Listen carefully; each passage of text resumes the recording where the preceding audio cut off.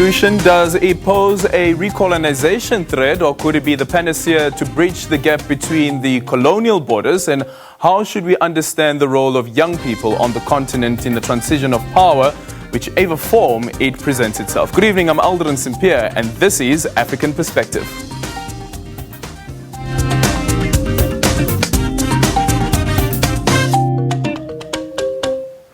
Zimbabwean journalist Hopewell Chionono, opposition politician Jacob Ngarivume have been released from prison after a high court in that country granted them bail. The court imposed strict bail conditions, which include among being banned from using mass communication such as social media, as well as surrendering their passports. Chionono and Ngarivume were arrested in July following the promotion of a nationwide anti-corruption demonstration.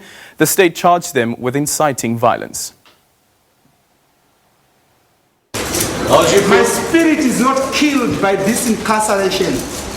A luta continua will never stop. Finally, a free man. The young politician spent more than 6 weeks in prison, and after 4 applications to both the magistrate and high courts, he was deemed fit to be released on bail. At long last, he has been admitted to bail on very strict and stringent conditions. He has been ordered to deposit $50,000 with the clerk of court, Harare Magistrates Court, to surrender his passport, to report 3 times a week, every Monday, Wednesday and Friday at Waterfalls Police Station, to reside at the address that he furnished to the police. Walking out jubilant, Jacob Ngarivume maintained his anti-corruption campaign. Our hope for a new Zimbabwe is renewed and invigorated. We'll get there. We dream a Zimbabwe free of corruption, a Zimbabwe that respects human rights, and a Zimbabwe that respects the rule of law. And we'll never relent on that. Hopewell Chionono's bail comes at an opportune time as he started exhibiting symptoms of COVID-19. His doctor advised him to self-isolate, something he could not do whilst imprisoned.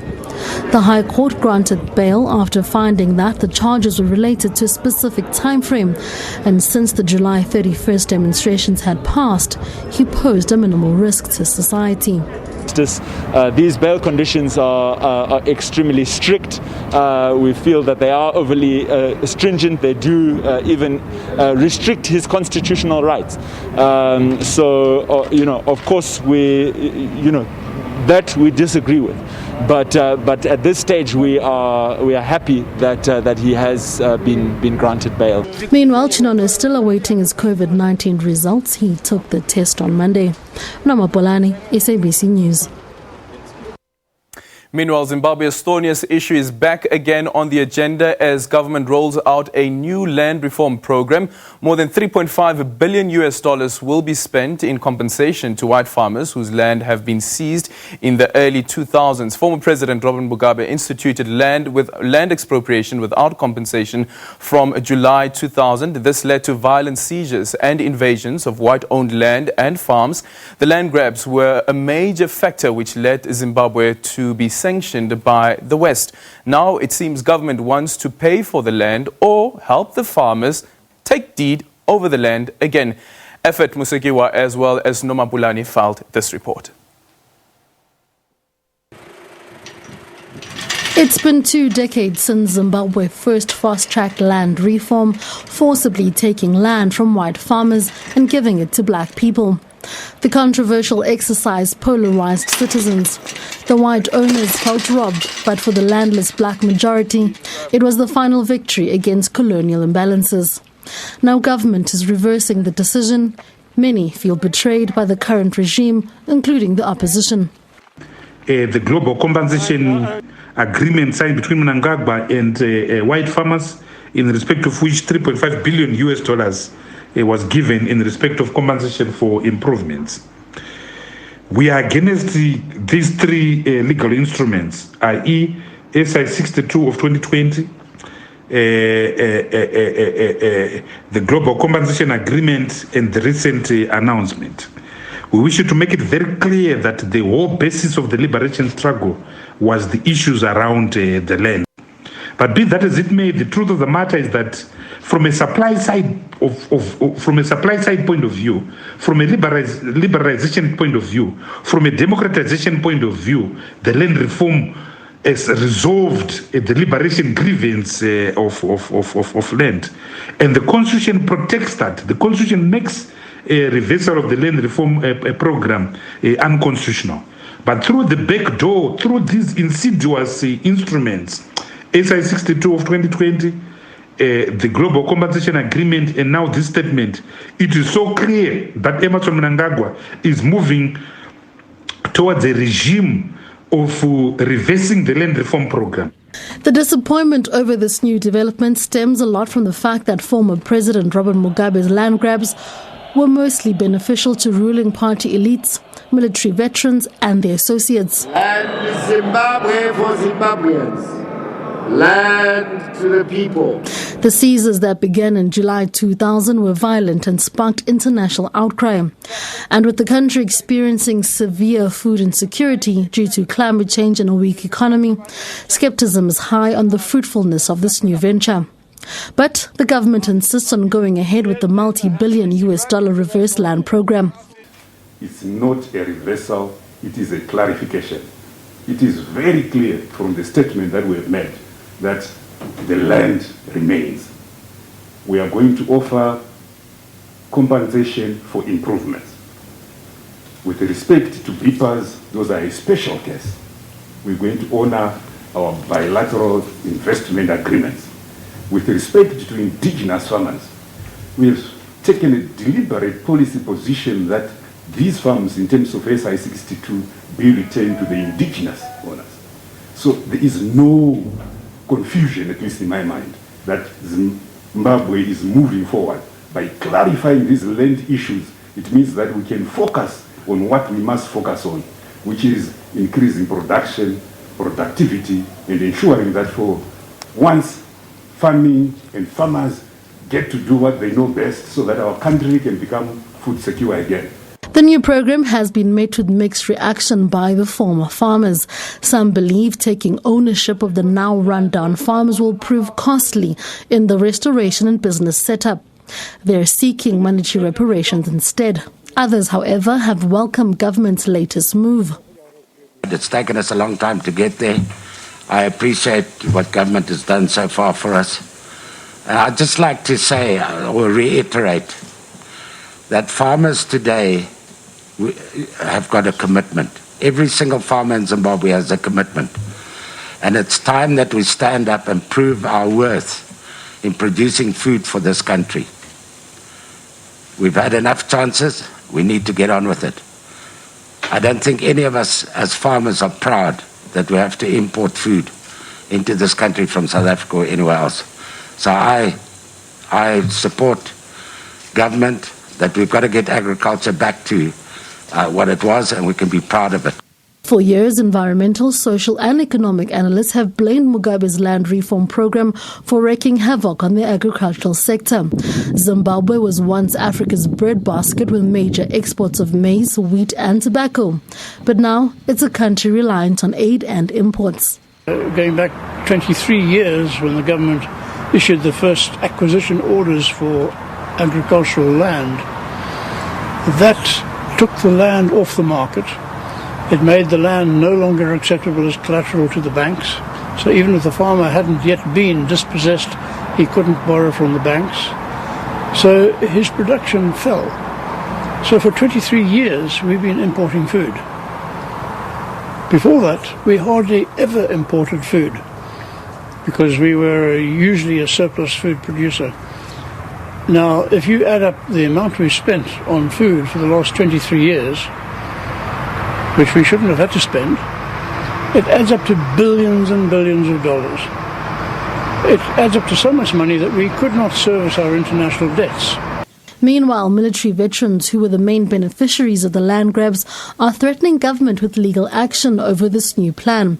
They say this new reform program is tantamount to selling out. The group wants government to reverse their decision that will allow payments for land seized and or the redistribution of farms to white farmers. Namapolani, SABC News.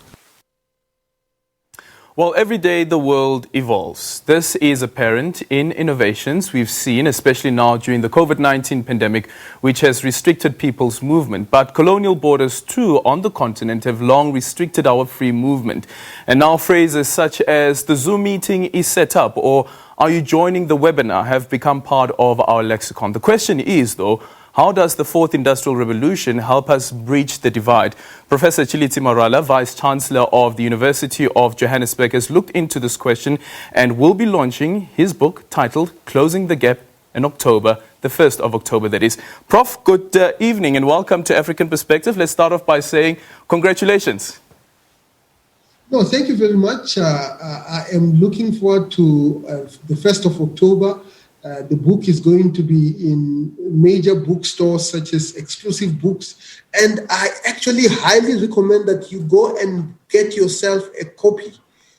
It addresses almost all aspects of the Fourth Industrial Revolution, from the history of the Fourth Industrial Revolution, the impact it is having on industry, the impact it is having on our identity, on our democracy, on sports, on finance. I think it is an excellent book. And let's start off here with the title of the book, speaking about closing the gap. When we speak about the gap, what gap is that we are trying to bridge? Well, the gap is that the rest of the world is moving very quickly. You have industries that are coming to the fore, which do not have any similar industries in South Africa. I'll give you an example. Facebook, huge multi-billion-dollar, almost $1 trillion company. What is the South Africa's version of Facebook? What is South Africa's version of Google? These technological companies that have just come over the years have actually opened a huge gap between the so-called AI superpowers, China and United States, and the rest of the world, including South Africa. Yeah. We need to think about mechanisms of closing that gap. And let's just take a few steps back and then speak about the colonial borders that the continent currently has, and some saying that these colonial borders are quite restrictive, even when we speak about the interaction between the various industries on various countries on the continent. No, absolutely. If you look at the big limitations of many industries, for example, the fact that we were not able to have a homegrown car manufacturing industry in South Africa. As you can see, most of the cars, almost all the cars that you see. Okay, we seem to have lost the prof there, but we'll try to re-establish the line with the professor there. Quite an important conversation to be having around the importance around the Fourth Industrial Revolution and whether the Fourth Industrial Revolution will be able to close that particular divide when we speak about innovation and how it is that countries like South Africa can benefit from that. There's also another conversation to be had, and that is the extractive nature of industry, including the Fourth Industrial Revolution. That conversation just after this.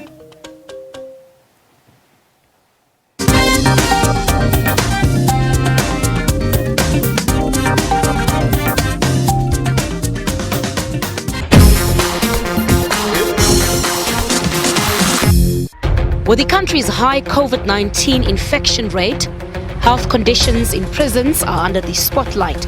As a result of the overcrowding, these inmates are prone to get infected. We actually have been able to contain the pandemic quite well in these facilities. We're sitting with a huge problem, and every day these people are dying. It's a grave humiliation to the human rights of the inmates. Parole is a privilege. These are people who have committed murder, rape, very serious crimes in our communities. And ideally, you don't want such people being let out willy-nilly without a very due process. Now, scientists from 32 countries recently wrote an open letter to the WHO and presented evidence revealing smaller floating particles of the virus can actually be inhaled. Fields of research that are really growing and for which there is some evidence emerging but is not definitive. The evidence needs to be gathered and interpreted, and we continue to support this. There are many things that we can do now to prevent infections, and by preventing infections, we are ultimately preventing the opportunity for someone to advance to severe disease and death.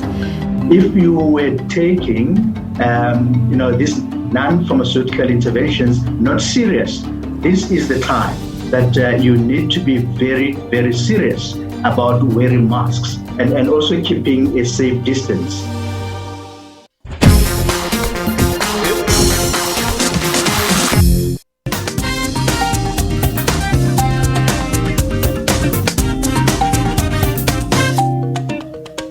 Okay, well, we have a conversation around the fourth industrial revolution. This then happens. We're still in conversation with Professor Chiliti Maralo, who is the Vice Chancellor at the University of Johannesburg. Prof, you were still speaking about industries like the car industry. Absolutely. The car industry did not, the homegrown car industry did not grow. They did not come into fruition in South Africa simply because our market was not large enough. Mm-hmm. And the 54 countries make the African market to become 54 different markets. You can imagine if we were to relax some of these borders. Mm-hmm. Some of this relaxation of these borders might actually mean regional collaboration. SADC, the Southern African Development Community, is an example of that. But if I were to move from South Africa to Mozambique or to Zimbabwe, it is not smooth. It's not as smooth as moving from France to Germany and so on and so forth. Mm-hmm. Their unity seems to have been quite much more effective than ours. So it is important for us to expand the African market so that we can be able to have much more economic activities with fewer hindrances that are actually caused by borders. What does the relaxation of borders look like? Are we saying that let's eradicate the borders, or are we saying let's try and find mechanisms, like for instance what we see in Europe, where people have this free movement with the passport, that the visa that they use as well, the Schengen visa that allows them to move around? Is that what we're looking for? No, absolutely. I mean, as you know, in Europe now they no longer have border. If you move from Germany to France, somebody is not going to even ask you for your passport because it is almost like a single union. So obviously that will be the long-term goal of the project of African unity. In the short term and to the medium term, we start with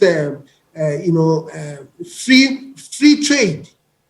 Being able to trade with one another with almost no barriers, such as tariffs, free movement of people, which basically means that if I want to go somewhere, I don't have to get a visa.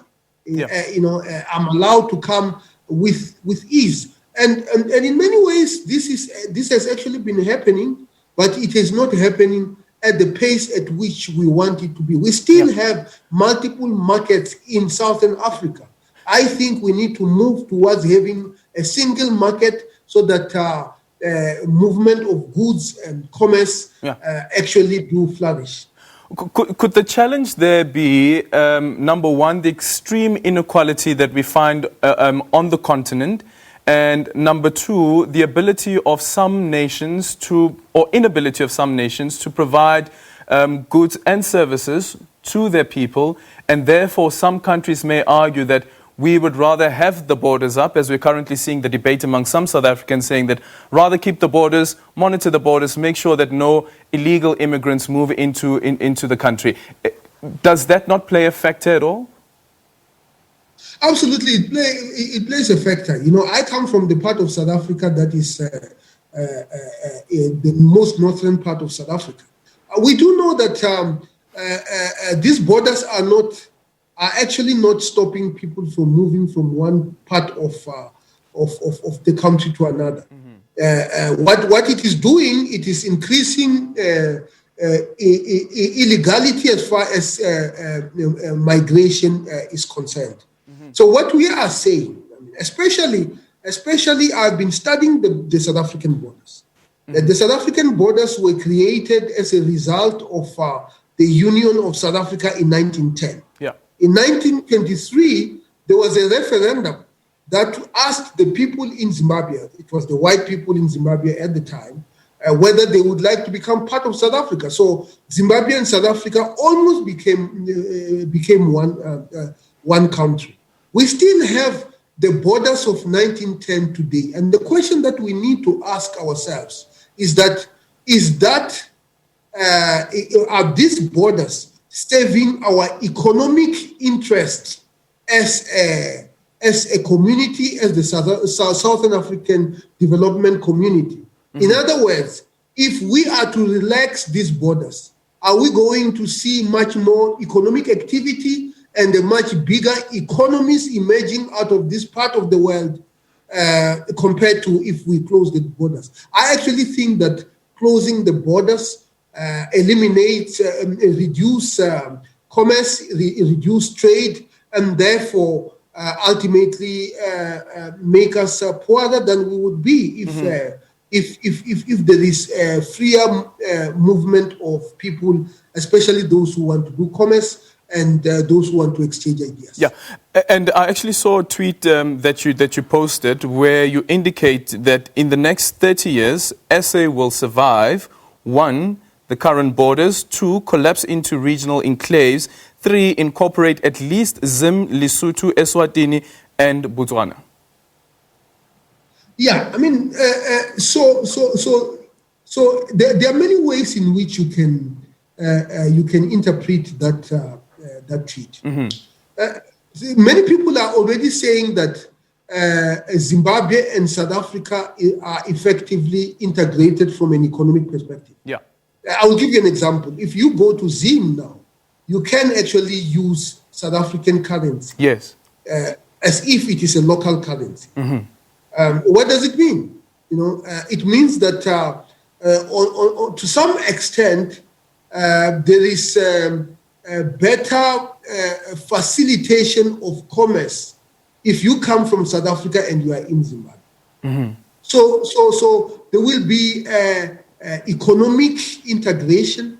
There can be the most difficult one is political integration, because you probably have like 5 heads of states who want to remain heads of states, and as a result, political integration is going to be very difficult, and maybe it's not going to happen in the next 30 years. Probably might not happen in my lifetime. But economic integration is almost a necessity, so that we can be able to expand the market, the Southern African market, and be able to expand our economies. The bigger the market, the more the commerce, and the more the commerce, the bigger is going to be our economies. I'm just trying to think now about how difficult such a conversation would be, just considering if you look at the Southern Hemisphere and we focus, for instance, on SADC, and you look at some of the resolutions that SADC has taken, even around defining what democracies are and how to attain democracy, and also democratic processes, including the elections, which are quite important to that. How then would they have that conversation? Well, I mean, we have to start. I mean, how long did it take for Europe to come up with the European Union? How many wars were fought before then? I mean, the concept of the European Union started in the 50s. The real union happened almost in 2000. I was a PhD student in Europe.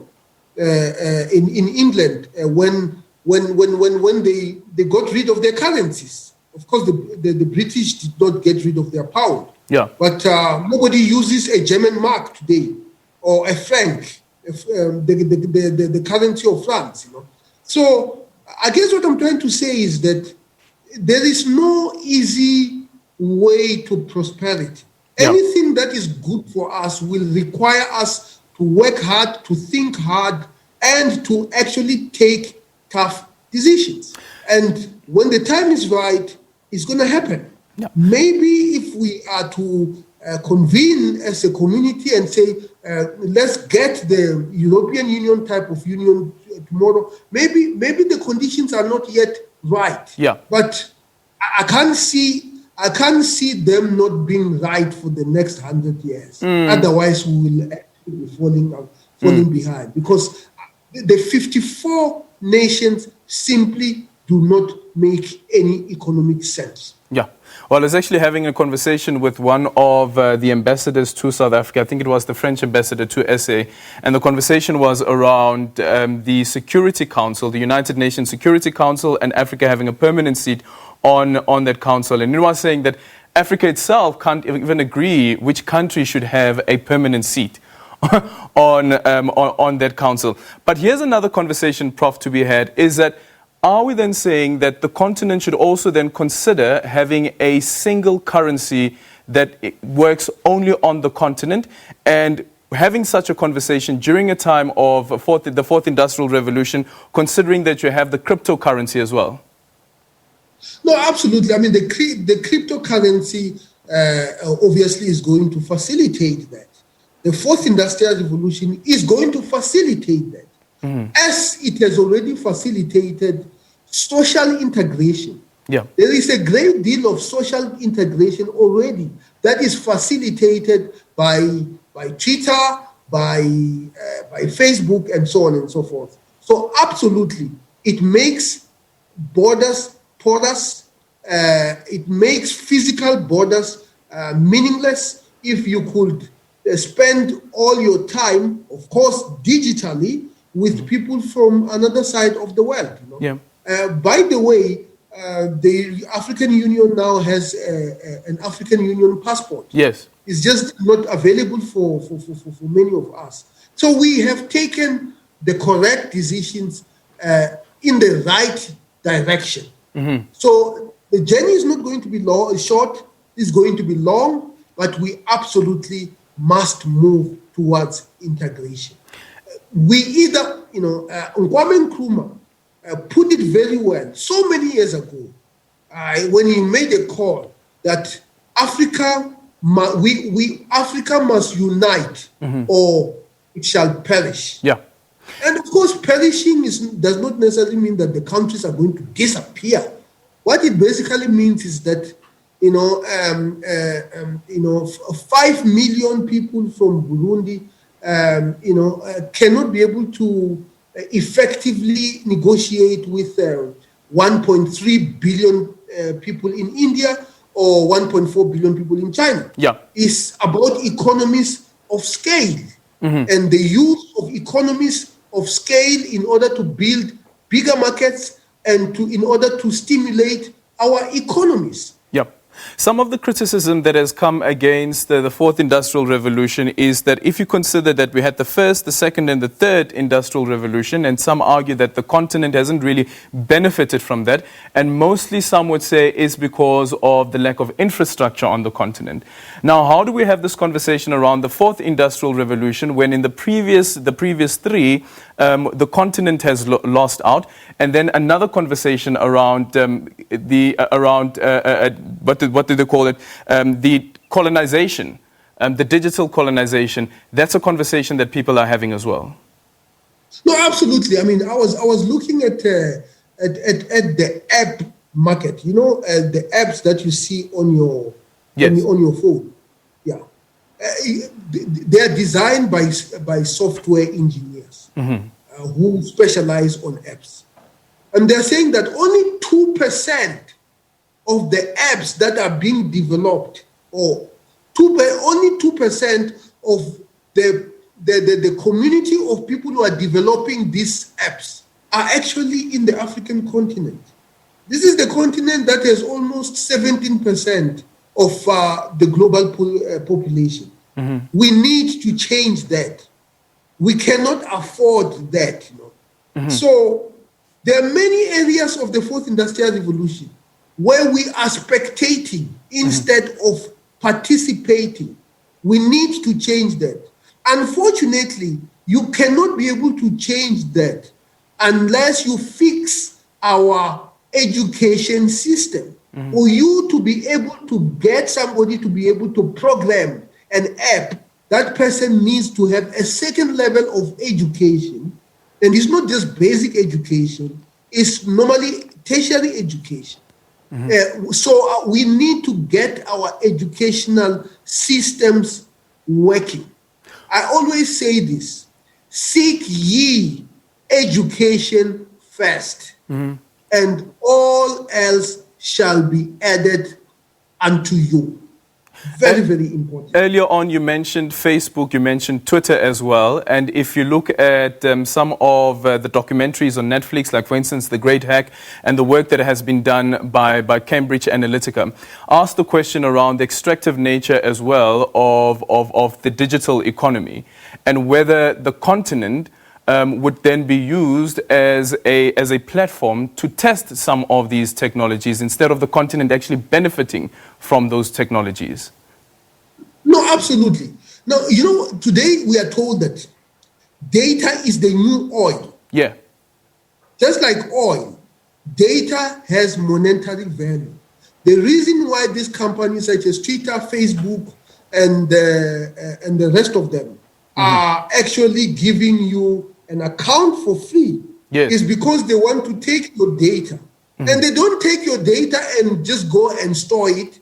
They use that data in order to make money.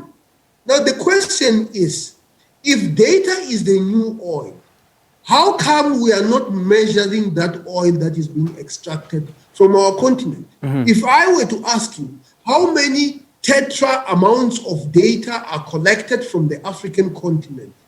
You probably will not be able to tell me, but if I were to reveal the figures, it's huge amount of money. You can actually translate that into billions of African database, billions of dollars that are simply migrating to the cloud and all the way to Silicon Valley, and new products, whether they are face recognition products that come as functionality in our phones, the fact that you can look into your phone, it opens. They use that data that was collected from you to basically make a product and even have a markup on that product because they have that functionality. We need to change that. Quick one, Prof, as we end this conversation. Electricity is obviously a big factor when it comes to technology. And as a country and as a continent, we struggle with the stability and reliability of electricity provision. No, absolutely. I mean, electricity is the technology of the second industrial revolution, and we are struggling. And there are a number of reasons. One of the reasons is that our technical capability is a little bit truncated. It's not where it is supposed to be. There are issues of funding. There are issues of leadership in those institutions. The combinations of all those factors, there are issues of corruption. This morning, I posted something on Twitter, simply asking why have we been failing in the last 15 years to secure the supply of electricity? Because this is not a phenomenon. This is not a 5-year phenomenon. This is a phenomenon that has been with us from the mid-2000s. Why? It's a combination of all those things. We need to have educated people. We need to have honest people. We need to have leaders who understand what they are leading. We need to have consumers who pay their bills, because if you don't pay your bill, then it means there is less money to maintain the infrastructure. And we have to wait and see how that one is going to unfold and all the mechanisms and resolutions that have been put in place, whether or not they will be able to secure the stability of our electricity supply. But as it stands at the moment, Prof, that is not the case, considering that the country is currently going to stage 4 of load shedding. Let's move over to this story. Campaigning is heating up in Tanzania ahead of the election on the 28th of October. Incumbent President John Magufuli is promising to further boost the economy after the World Bank classed it as a lower middle income country in July. Opposition candidate Tundu Lissu and Bernard Membe are promising to do all it takes to remove the ruling party CCM and bring change. President John Magufuli, who is seeking re-election, faces 14 candidates. The president is basing his campaign around pledges to complete infrastructure and energy projects. He is also promising to grow tourism revenue, continue reviving the national carrier by buying 5 more planes, and create jobs for 8 million people. I ask you with all humbleness to give us 5 more years to complete what we have in our manifesto. Do not do a 5-year trial with others. 5 years can be full of struggle. Stay with people who will go forward and those who care for you.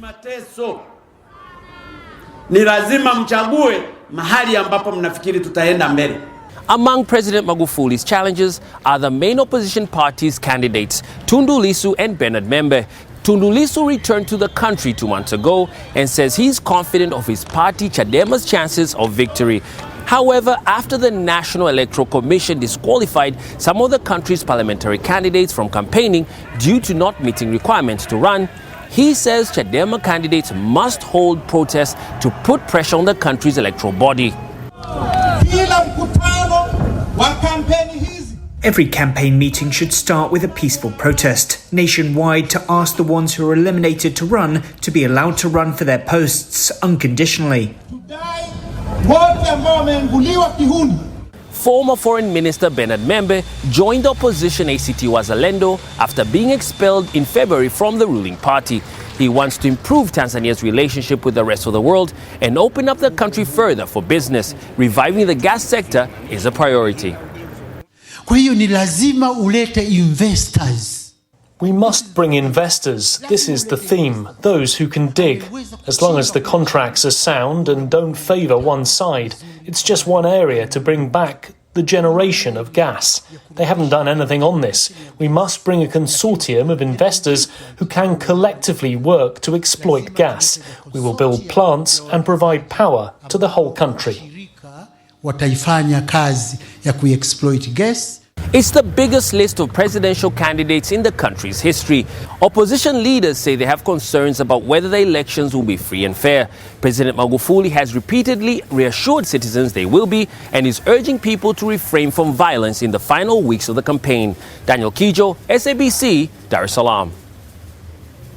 Well, coming up after the break, we have a conversation around the work that's being done by young people on the continent when it comes to politics. But why are their voices absent when we speak about transitions of the transfer of power? That conversation with Mpho Sedu just after this.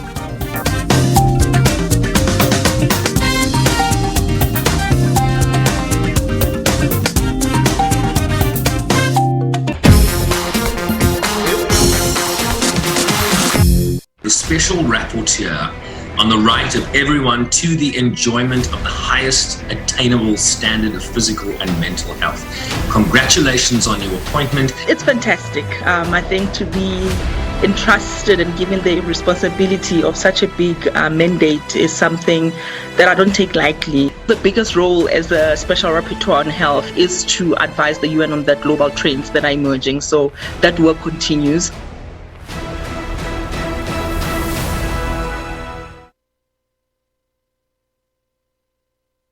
With the country's high COVID-19 infection rate, health conditions in prisons are under the spotlight.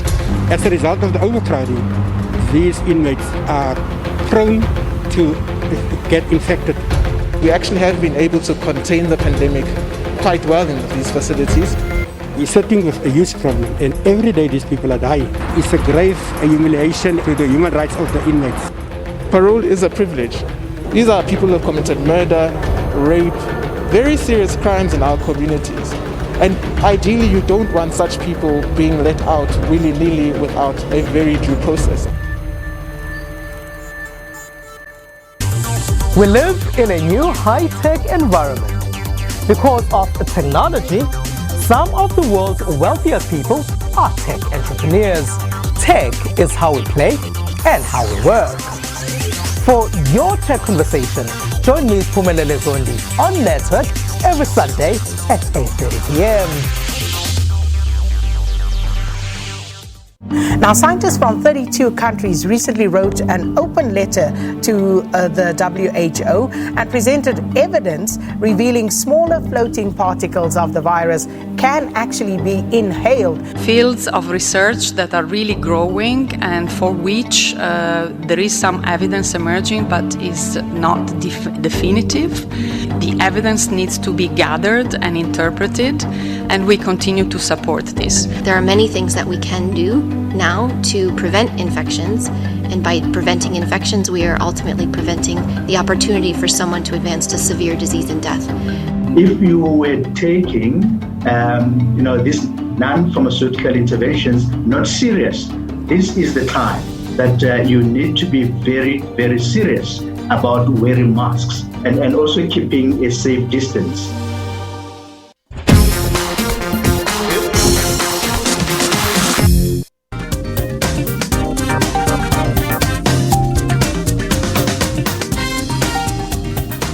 Well, there have been numerous revolutions on the continent as well as democratic transfer of power. The question then becomes, where are the voices of young people when it comes to that transfer of power? Why are their voices absent, if indeed those voices do exist? Right now, we're joined by Mpho, who is the Chief Executive Officer of the Institute of Foreign Affairs.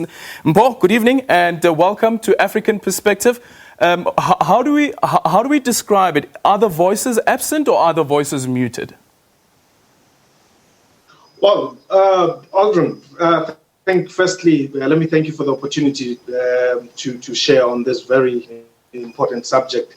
I think let us start by acknowledging the fact that 450 million people on the African continent aged between 18 and 45 are aged between 18 and 45, and therefore we have experienced the fact that the youth are at the helm of political and social discontents across Africa. And I mean, starting from Tunisia, the Arab Spring was inspired by young protesters. In Egypt, young activists were instrumental in ushering in political change. Senegalese activists from the Yen Amar and Burkina Faso's Le Balai Citoyen succeeded to mobilize against ill-intended constitutional changes. And research shows that young activists in Africa don't want to associate themselves with partisan politics. Now, when young people protest on the streets, they usually do so under the banners of civic or non-partisan groups. You would have noted that with the Feast Must Fall movement here in South Africa, which was really a conglomerate of various student formations. Now, young people are more for protests and demonstrations than other categories of political participation. For instance, your voting. Now, despite the African Union adopting what was the African Youth Charter about 10 years ago and later declaring, 2009 to 2018, the African Youth Decade, plans to get more youth elected to political office have not translated into any action. Now, in recent studies, political parties were cited as the main reason. About 67% of respondents are saying they prevent meaningful youth participation. The structural dynamics of these political parties deny the youth their dynamic and youthful activism and actually make them conform. So then when we speak about the youth apathy, which also sometimes, well, actually most of the time, we see that translating even during the elections when they do not pitch for elections. How then how should we understand that, considering that they too have their own challenges that they are facing? Even if you look at Agenda 2063, I remember speaking to one young person who said to me, but will Nkosazana Dlamini Zuma be around for Agenda 2063? when that deadline comes? I think that's one of the main concerns amongst young people. And I want us to perhaps bring it here at home, Aldrin, if you don't mind. Sure.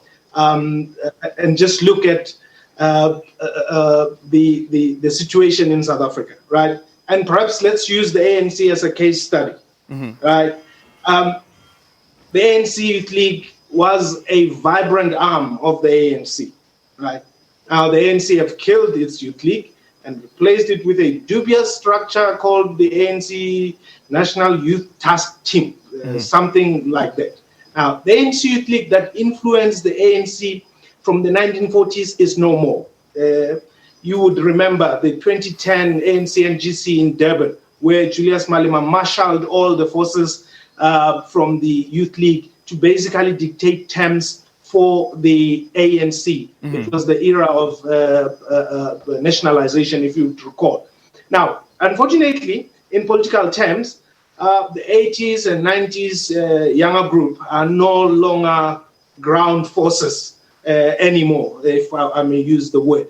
Now, they are an elite that does not participate in organizational processes. And I'll come to that particular 2063 agenda part just now. This elite, they only attend conferences and participate through progressive business forum gala dinners, leaving the organization they help to build, suffering and lacking their active experience and leadership.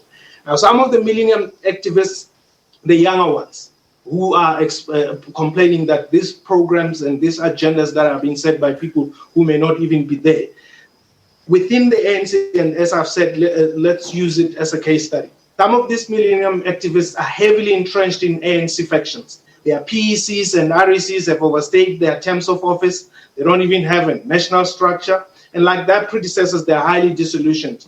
Many are always used by their seniors to ascend to power, but dumped in favor of their more sophisticated counterparts after delivering branches, so to say, and votes for their handlers. Now, at the moment, their militancy finds no resonance in the party. They are redundant and feeling useless. Now, sadly, these are indeed the lot that conducts your door-to-door when it's time for elections. Now, they remain demobilized. There is currently a strong move, though, to rescue the Youth League and rebuild its structures. But that ANC Youth League must be the one that is not going to be consumed in factional battles, but one that advances youth challenges, fight poverty, job creation, GBV, patriarchy, etc., etc., etc. And the sooner these young people realize that these older people will never give them power, they will have to know that they are on their own. Now, old people cannot rebuild a youth league. It is not in their interest. Now, this is the same young person who is saying, why then should you, older people, give or come up with plans which we are not involved in formulating? You formulate them and they are supposed to be long-term plans which are going to impact on our lives, yet we are not there. That mantra that said nothing about us without us is the thing which this young person has been trying to drive, but unfortunately, not many are listening. Yeah, but should we constantly have this contestation, even for power, where you find that young people are so agitated that they would force these revolutions? You look at the former president of Burundi, for instance, Pierre Nkurunziza. Then they come into power. Is that the only way for young people to come into power? Well, it probably is, in the sense that they are not going to be handed this power on some platter of some sort. So they would have to actually take initiatives on their own, organize themselves, and that is one of the biggest challenges. That's why you find that most of them who take over, if they are not in your most advanced democracies, where they are able to get resources and organize political parties, you will have a Julius Malema who is really a let's say, one success story.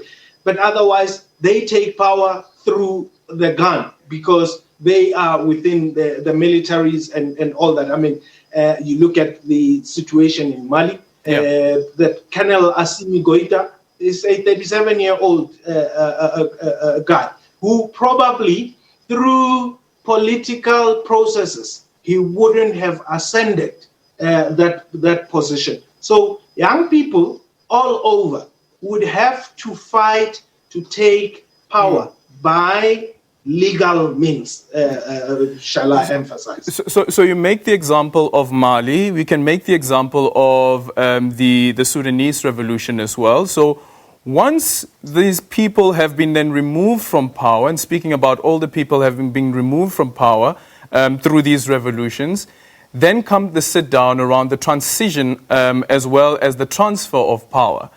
And again, their voices are absent. Very much so. I mean, let's look at, for instance, let's look at the Ivory Coast scenario now. The elections will be on the 31st of October, and there are no young candidates. President Alassane Ouattara. The same goes for Tanzania.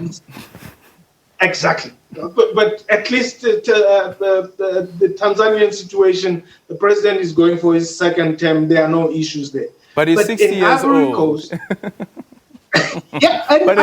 exactly. I like that point that you're raising. I like that point because if you look at some of the most successful economies in the world at the moment, they are being run by younger, shall I emphasize, younger generations. Alassane Ouattara is what, 75 or so. He's the other candidate is former President Henry Konan Bedi, right? He's 86. He ruled Ivory Coast from 1993 until 1999 when he was overthrown. The other candidate, President Laurent Gbagbo, he's 75.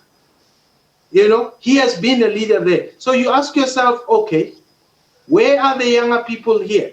Where are the younger people in Ivory Coast? In Uganda, Yoweri Museveni is 75. He has been in power since 1986. What is it which this old man still wants to do beyond this, all these terms that he has said, right? The younger fellow, Bobby Wine, or rather Robert Kyagulanyi,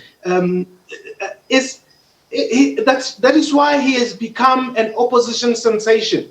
And various members of parliament from the ruling, the National Resistance Movement there in Uganda and other opposition parties have switched to Bobby Wine's People Power Movement. Why? Because they see in him a younger person who is able, or rather whom they can relate with. And he's not the only one preparing to take that the president. The others are quite old. I mean, Henry Tumukunde is about 61, if I'm not mistaken. And he's a former ally of the same Museveni. So younger people need to emerge because there is no change. Professor Mcebisi Ndlechana always refers to the Polish nationalism, where he says the Polish had to be taught to be Polish. Now, young people perhaps need to be taught to be young people. Tell us quickly about the impact that has on Zimbabwe. Well, Zimbabwe is always a hot potato, but about 70% of young people in Zimbabwe are unemployed, right?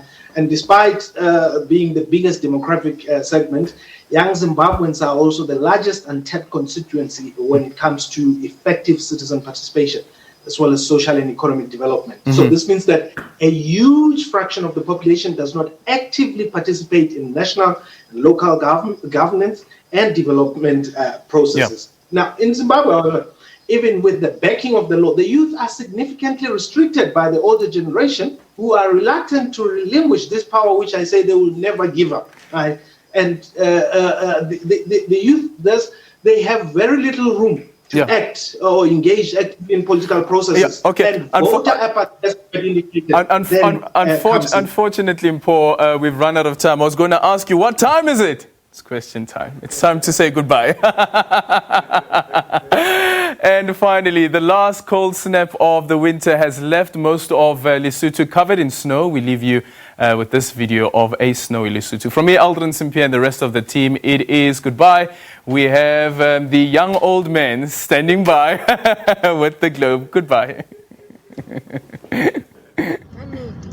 Ay. Ke tsamaya mona tlayeng